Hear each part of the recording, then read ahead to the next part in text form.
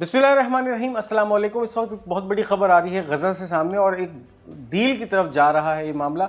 और इस वक्त जो खबरें एक्सकेलेट कर रही हैं, एक सीज़ फायर की तरफ ये मामला जा रहा है। इस वक्त इसराइल उसके साथ साथ जो उसके मीडिएटर हैं, जिसमें कतर, इजिप्ट और अमेरिका शामिल है, इनके दरमियान एक मुफाहिमत जो है उस पर एक डायलॉग हो चुका है। और अब हमास की तरफ से जो है इंतज़ार किया जा रहा है कि हमास की तरफ से जब गो अहेड दिया जाएगा तो इस पहले फ़ेज़ के अंदर 33 ऐसे इस्राएली कैदी हैं जो कि हमास की कैद में हैं। 7 अक्टूबर 2023 को जब हमास ने तूफ़ान अल-अक़सा का आगाज़ किया था और फिर नेटज़रीम एक्सिस से जब ये दाखिल हुए थे इसराइल के अंदर, तो वहाँ से इन कैदियों को जो है गिरफ़्तार किया गया था। और इस वक्त इनकी तादाद 200 से ज़्यादा बताई जा रही है। इसमें से इस वक्त 33 ऐसे कैदियों के नाम फाइनलाइज हुए हैं, इसराइली कैदियों के, जिनके अंदर सबसे पहले जो है वो ख़वातीन हैं, चाहे फिर वो सिटीजन्स हों या फिर वो इसराइली फ़ौज की ख़वातीन हों, वो उनको इस पहले फ़ेज़ के अंदर रिलीज़ किया जाएगा। इसके साथ साथ बच्चों को और फिर बूढ़ों को भी इस पहले फ़ेज़ में रिलीज़ किया जाएगा। 33 अफराद के नाम फाइनलाइज हो चुके हैं जो कि इस डील के बाद, यानी फिर अगर हमास की तरफ से इस डील को जो है प्रपोज़ कर दिया जाता है तो फिर जो है ये डील फाइनल होगी। इस वक्त कुछ खबरें ये भी आ रही हैं कि नेतन्याहू ने अपनी जो काबीना है उससे मुशावरत की है और ये प्रपोज़ल जो कि सीज़ फायर का प्रपोज़ल है काबीना के सामने पेश किया है, जिसमें 27 काबीना मेंबरान ने इसके ऊपर जो है वो वोट कर दिया है और 7 ऐसे मेंबरान हैं जिन्होंने इसकी मुखालफत में, यानी इस सीज़ फायर की मुखालफत में वोट किया है। अब अगर बात की जाए इस एग्रीमेंट की जो कि इस वक्त इसराइल और उसके साथ साथ जो उसके मीडिएटर्स हमास के साथ मिलकर कर रहे हैं, ये कोई नई डील या नया मुसव्वदा नहीं है। यानी फिर इससे पहले हमास और यूनाइटेड नेशन की तरफ से जुलाई 2024 के अंदर जो सीज़ फायर की बातें जब शुरू हुई थी, तो जो मुसव्वदा उस वक्त तैयार किया गया था ये वही मुसव्वदा है। और इस वक्त इसकी जो भी 6 महीने के अंदर जो डिले आया है, इसका मुकम्मल जिम्मेदार नेतन्याहू और उसकी गवर्नमेंट है। यानी फिर इस डिले के अंदर बज़ाते खुद नेतन्याहू की तरफ से बहुत ज़्यादा जो है वो मनफी किरदार अदा किया गया है। अब इस वक्त जो है वो खबरें एस्केलेट कर रही हैं कि आने वाले 24 घंटों के अंदर हो सकता है कि ये डील जो है एक सीज़ फायर मुआहिदा तय पा जाए। इस वक्त जो अपडेट सामने आ रही हैं, cease fire deal might be a reality soon. Israel and the mediators Qatar, Egypt and US have agreed on a draft Gaza hostage and cease fire deal and have forwarded it to Hamas. अब इस वक्त ये खबरें escalate कर रही हैं कि आने वाले 24 घंटों के अंदर जो है ये किसी भी तरह एक डील जो है वो मुतवक्के है।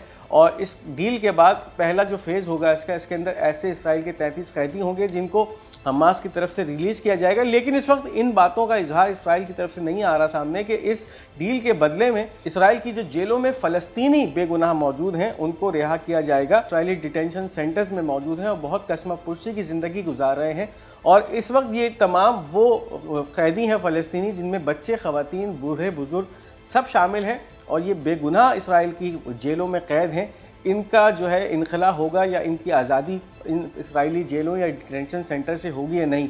दूसरी तरफ क्या फिर इसराइल की जो फ़ौजें इस वक्त गज़ा को मुकम्मल तौर पर ताराज कर रही हैं, उनका इनखला भी गज़ा से होगा या नहीं। इस वक्त कैफियत ये है कि ये ख़बरें तो एस्केलेट कर रही हैं, लेकिन दूसरी तरफ इसराइली मीडिया ये भी प्रोपेगेंडा करता जा रहा है कि हमास की तरफ से इस ड्राफ्ट के ऊपर या इस मुआहिदे के ऊपर किसी भी किस्म का जवाब अब तक सामने नहीं आया है। अब ये देखना है कि आने वाले 24 घंटे के अंदर जो बातें हो रही हैं कि ये जो 24 घंटे हैं ये बहुत अहम है गज़ा डील के हवाले से, तो क्या फिर इस 24 घंटे के अंदर कोई मंजर तब्दील होता है और फिर हमास की तरफ से जो है इसका बाज़ाब्ता ऐलान किया जाता है और फिर ये मामला किस तरह से एक करवट बैठता है। इस वीडियो को आगे बढ़ाने से पहले उन तमाम नाज़रीन के लिए जिन्होंने अब तक हमारा ये चैनल पाक गोल्ड मीडिया सब्सक्राइब नहीं किया, इस चैनल को सब्सक्राइब कीजिए ताकि कोई भी अहम वीडियो आप मिस न कर सकें।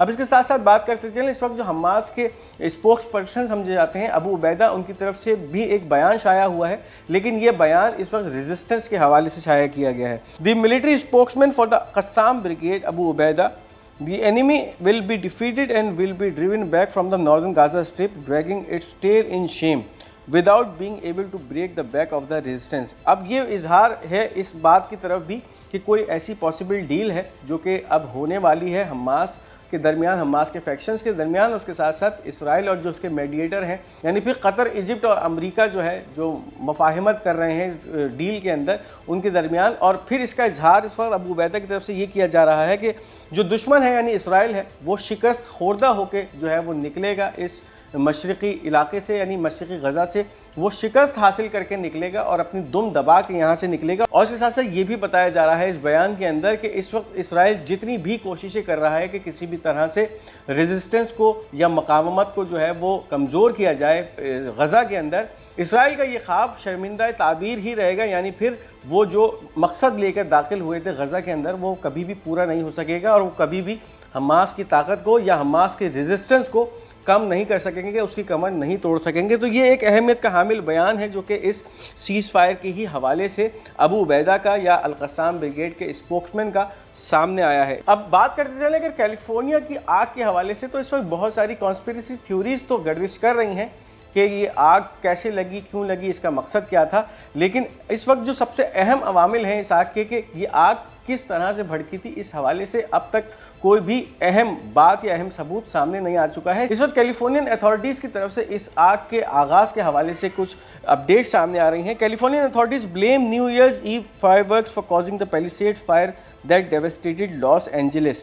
कैलिफोर्निया में लगने वाली इस आग के बारे में अगर बात की जाए तो इस वक्त ये लॉस एंजलिस के सिर्फ 5% रकबे पे फैली है, लेकिन इसके बावजूद ये आग इतनी शदीद है कि इसको बुझाना इस वक्त फायर फाइटिंग रेस्क्यू ऑपरेशंस के लिए बहुत नामुमकिन या मुश्किल होता जा रहा है।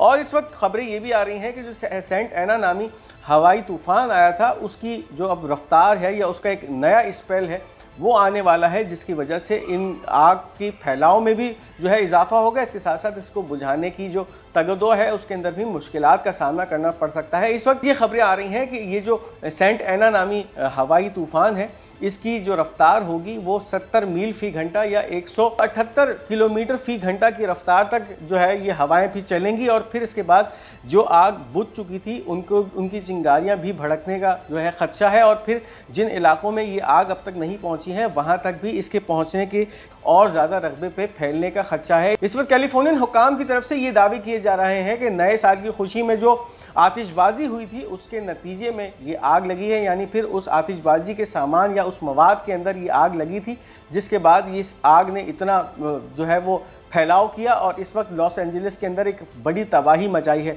और कुछ इत्तलात इस वक्त ये भी हैं कि ये आग एक इलेक्ट्रिक शॉर्ट सर्किट के नतीजे में लगी थी और उसके बाद इन हवाओं की वजह से ये आग इतनी तेज़ी से फैली है और घंटों के अंदर इतने बड़े रकबे को अपनी लपेट में ले लिया।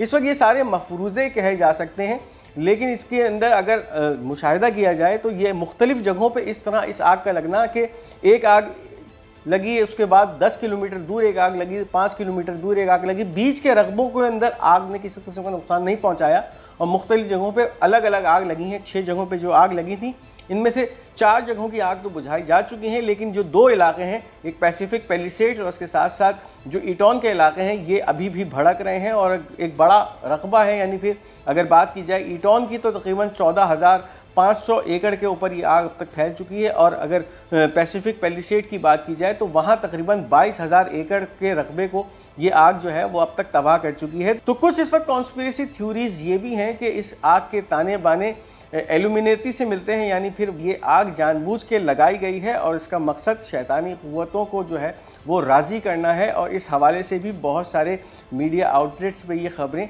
गर्दिश कर रही हैं। ये थी इस वक्त की हम अपडेट। इस वीडियो को लाइक और शेयर करना मत भूलिएगा। हमारा ये चैनल पाक गोल्ड मीडिया, इसको ज़रूर सब्सक्राइब कीजिएगा और अपनी कीमती आरा का इजहार कमेंट्स में ज़रूर करते जाइएगा। इंशाल्लाह एक नए व्लॉग के साथ आपकी खिदमत में फिर हाजिर होंगे। तब तक के लिए मुझे इजाज़त दीजिए। खुदा हाफिज़ नासिर।